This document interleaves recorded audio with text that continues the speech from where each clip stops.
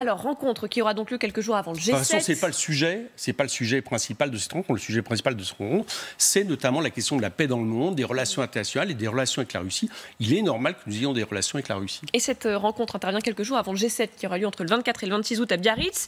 Et vous, la France Insoumise, vous avez participé à un contre-sommet G7 à quelques kilomètres de là. Vous dites en gros, ça sert à rien, ce G7 ?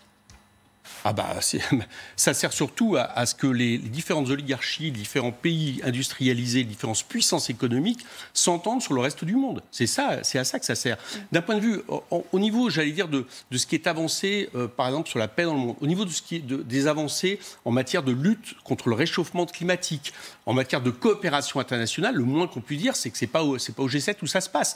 Donc voilà, j'allais dire que c'est le genre de réunion entre amis qui, vers une course vers l'abîme, que ce soit au niveau des urgences écologiques, des urgences pour la paix, des urgences aussi en termes d'explosion des inégalités sociales, qui, moi, me paraissent plutôt organisées ces dangers plutôt que de les contrecarrer. Et encore une fois, moi, vous savez, nous sommes des fervents défenseurs du droit international. Voilà. Ce qui se passe dans l'ONU est une bonne chose. Les choses doivent se passer dans l'ONU et non pas dans des espèces de rencontres entre les puissances les plus importantes, ou du moins autoproclamées les plus importantes du globe.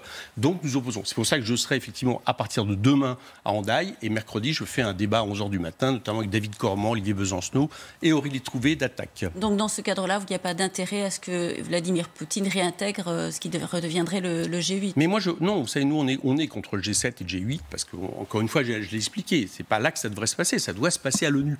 Voilà, on a fait des progrès au cours du XXe siècle, d'un siècle qui a été un siècle terrible en termes pour la paix, au niveau de la démocratie, etc. Donc il y a eu des progrès avec la constitution de l'ONU, des instances internationales reconnues dans lesquelles tous les pays sont. C'est là que ça doit se passer, et non pas à travers les puissances capitalistes de ce monde. Est-ce que ça permet